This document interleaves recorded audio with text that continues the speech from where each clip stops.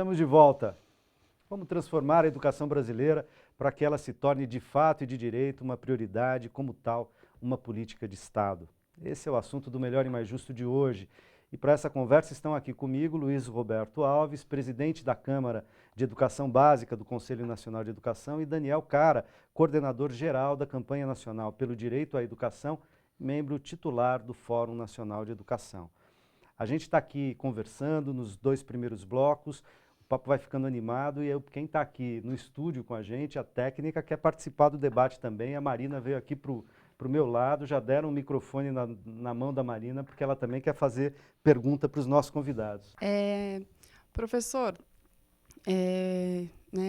eu queria saber, diante dessa realidade que a gente tem no país hoje, né, esse contexto que a gente está tendo de certa forma, a falta de consciência se mostrar nos dados, por exemplo, nos 87% que são a favor da redução da maioridade penal, ou no 1% dos jovens que cometem crimes hediondos no país. Que ponto essa realidade, esse contexto que a gente está hoje de ódio, de intolerância, é o resultado de um não pensar educação nesses anos todos, como a gente está vendo aqui nesse debate, né?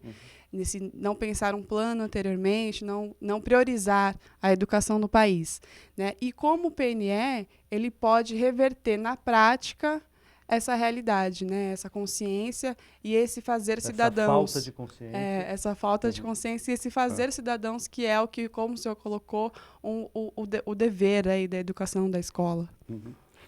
Então, Marina, né? Marina, Tuto, Daniel.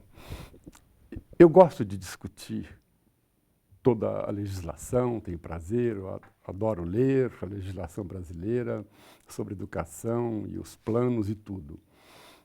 Agora, é preciso ter um ato posterior à ação de pensar cada uma das metas do plano, as tantas estratégias, na linha do que você colocou.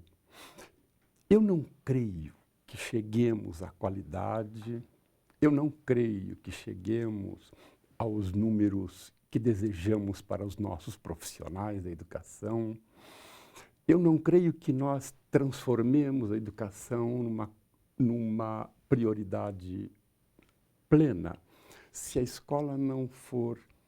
A escola, por causa da visibilidade física, de ser um lugar, um centro da cultura, vamos entender assim, um centro, um pequeno ou grande centro cultural, onde gente educa gente, como o Daniel colocou.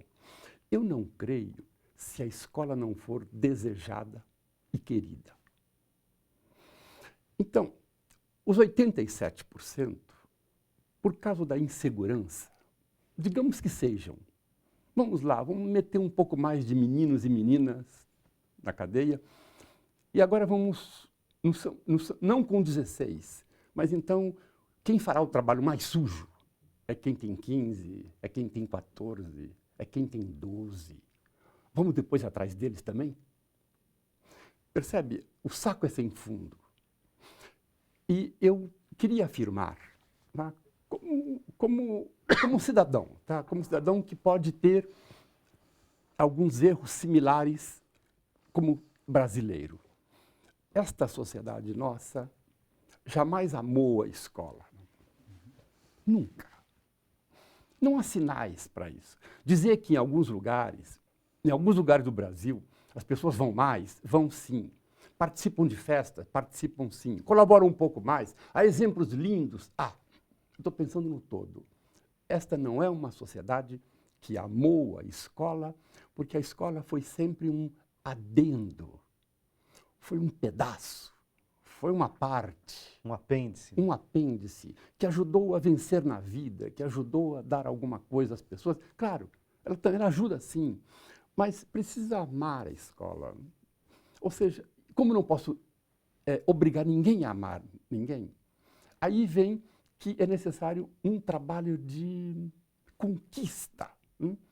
Foi tão difícil conquistarmos tantas coisas. A conquista agora é o amor à instituição escolar do país. Porque aí eu penso qualidade, aí eu penso todos os demais elementos. Não? eu quero ligar, porque eu não vou pensar só no cognitivo nessa hora. Eu estou pensando que tem relações humanas profundas que têm de ser estabelecidas na escola. Que fazem a favor... as pessoas se vincular ou não a um lugar. Sem esses vínculos, Tutu, eu não posso dizer que a gente dará avanços, dará. Nós somos educados também para ser profissionais, tá bem? A gente dá avanços, mas precisa de muito mais nessa direção. E aí que essa sociedade, cuja visão elitista diminuiu sentidos do trabalho, diminuiu valores das classes populares, fez tudo isso. No meio disso, a escola, para tanta gente, para muitos professores, foi profundamente desvalorizada. E não tem jeito, precisa amá-la, até, né? precisa amá-la. Então, não podemos ser só 4 ou 5 a amar a escola nesse país, hein? Acho que 1 milhão é pouco. Precisava ser pelo menos uns 130 milhões, que depois chegaríamos a 200. Daniel. Não, eu acho que essa pergunta é uma pergunta central, né? Ontem, observando, né, os debates em relação a esse tema, o que dá para perceber é que a justificativa de que 87% da população brasileira é favorável à redução da maioridade penal, que ainda vai ter um longo percurso no Congresso Nacional, é uma justificativa de que, para os parlamentares, de que, portanto, essa maioridade penal tem que ser reduzida, porque a maior parte da população é favorável a essa tese. Isso é uma justificativa falha, porque a maior parte da Alemanha era favorável ao nazismo. Né? E hoje, né, em termos de memória, não existe nenhuma população mais antinazista, em que pese os grupos que residem lá, e residem aqui também, neonazistas, mas é uma sociedade extremamente contrária ao autoritarismo e totalitarismo. Eu estou dizendo isso para afirmar que pesquisa de opinião não pode orientar a política pública. E a Mariana foi muito feliz quando ela pergunta se a educação tinha um papel em relação a isso. Tem um papel enorme. Marina, desculpa. Tem um papel enorme. Inclusive nessa pesquisa, se é que dá para utilizá-la como referência, o que se percebe é que as pessoas que tiveram maior escolaridade, elas são as mais críticas à redução da maioridade penal. E o problema é que a escolarização no Brasil é elitista. E o que a gente tem que romper, e a missão do Plano Nacional de Educação é exatamente essa, é romper esse elitismo. O Luiz ele tem razão que a população brasileira tem que amar a escola. Mas o inferno na área de educação é que o amor à escola ele é relacionado a uma experiência de escolarização. Infelizmente, a experiência de escolarização no Brasil é muito tardia. Enquanto a Argentina e o Uruguai, no século retrasado, no século XIX, debatiam a universalização da alfabetização como uma referência nacional, o Brasil só foi enfrentar essa agenda a partir da década de 30 do século passado. Quer dizer, nós temos uma tradição educacional muito baixa e amar a escola significa romper essa tradição baixa, construir uma nova tradição educacional. Que para ser uma tradição educacional de fato tem que ser uma tradição que envolva a cultura, que respeite a história real do Brasil, que valorize a educação a partir da história africana, que valorize nossas raízes, que reconheça a cultura popular diversidade do Nordeste. Da formação da cultura brasileira. Quer dizer, a educação do Brasil tem que fazer sentido para o brasileiro, e isso a gente ainda não conseguiu conquistar. O Plano Nacional de Educação ele cria alternativas para romper com essa realidade. Ele é um plano que determina uma maior experiência de escolarização, ampliar os anos de estudo e tenta buscar caminhos para a qualidade da educação. Para ser muito honesto aqui com vocês, 10 anos, que é o prazo do plano, vai ser suficiente? Não. Mas se a gente não der esse passo, se a gente não romper com a nossa tradição educacional, que é pequena, e tentar construir uma grande tradição educacional de longo prazo, não vai ser resolvido no curto prazo ou em 10 anos, a gente nunca vai ter um país que efetivamente respeite as pessoas com dignidade. Então, deixa eu só fazer uma pontuação. Estamos falando coisas que, para mim, pessoalmente, acho que para quem está nos assistindo, são absolutamente fundamentais. E eu queria dizer, porque quem está nos assistindo poderia dizer, mas não há uma contradição. Vocês acabaram, eu inclusive, acabei de falar que o Brasil, de certa maneira, enfrentou a agenda da universalização do acesso e colocou as crianças e adolescentes em grande número para dentro da escola. Bom, então já não incluiu? Essa escola não é includente? Vejam, incluir, né, eu posso fazer uma inclusão excludente.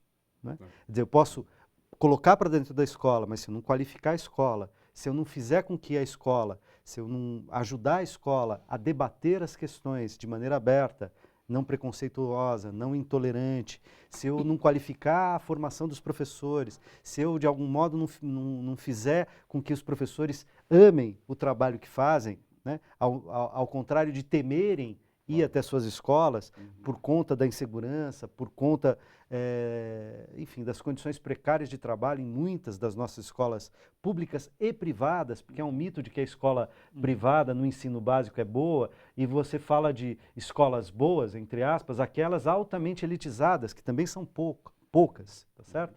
E, claro, no Brasil elitista, né, a universidade inverte isso. A universidade pública é de melhor qualidade e ali há, me parece, inclusive exemplos de alunos, professores que amam seu trabalho na universidade porque ela mantém algum nível de qualidade, sobretudo as universidades públicas e uma ou outra particular ou filantrópica, né?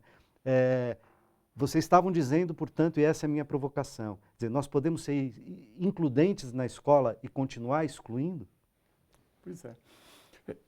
Eu não gostaria de não pensar estruturalmente nessa hora, ou seja, é verdade, nós incluímos, só que a inclusão tem passos.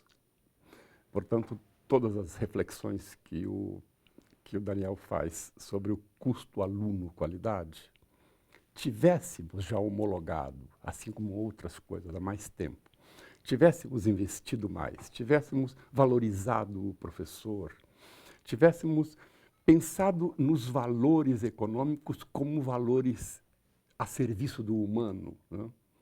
Dessa meninada toda que a gente colocou para a escola, que chega a 90 e tantos %, mas que dali a pouco começa a sair, começa a ser expulsa no ensino médio em um número enorme, que tenta retornar na EJA, sofrendo aí para o retorno. EJA, que é a educação de jovens e adultos. Exatamente. Portanto, incluir, sim, só que os atos de inclusão precisariam ser trabalhados para terem passos qualificados e avaliados na qualificação. Isso aconteceu também no magistério superior em processo de formação. De 70 a 2000, e com sequelas até agora, nós formamos os nossos colegas não bem. E alguns formaram bem. A maioria não se formou bem. E, na sequência, também não teve uma educação continuada que não fosse mais discursiva e fosse um pouco também ligada ao mundo do concreto, o mundo dessa diversidade brasileira, no dia a dia, no chão da escola. Então é isso, nós, de fato, não tivemos a dimensão de que o processo de inclusão tem sentidos inovadores de qualidade que têm que ser encaminhados sequencialmente. Conjuntamente, talvez. Nós não fizemos. Daniel, nós temos 1 minuto, talvez menos do que isso. Eu queria que você falasse disso da maneira mais sucinta que fosse possível, para a gente terminar o programa de hoje.